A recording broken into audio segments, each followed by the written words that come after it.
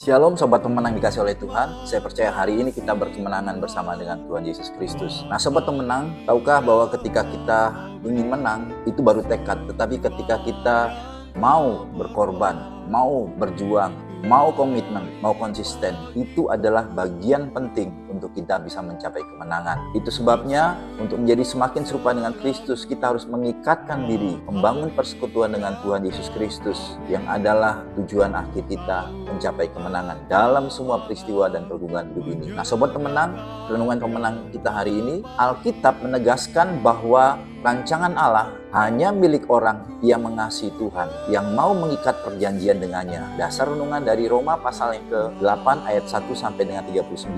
Nah, inti renungan kita hari ini, mengikat perjanjian dengan Tuhan berarti bersedia hidup dalam rancangan dan jalan Tuhan. Dan hanya orang yang bersedia hidup di dalam rancangan dan jalan Tuhan yang dapat mengikat perjanjian dengan Tuhan. Sobat Pemenang, untuk memperdalam renungan kita hari ini ada 3 pertanyaan penting yang perlu kita renungkan hari ini. Yang pertama, apakah kita tahu bahwa ketika kita memutuskan menjadi Kristen, kita sedang hidup dalam perjanjian dengan Allah? Lalu yang kedua, apakah MOU dalam perjanjian kita dengan Allah melalui penebusan Kristus saat kita dibaptis? Lalu yang ketiga, mengapa kita disebut sebagai umat perjanjian? Sobat Pemenang, mari kita responi renungan hari ini dengan rendah hati. Kita berdoa secara pribadi.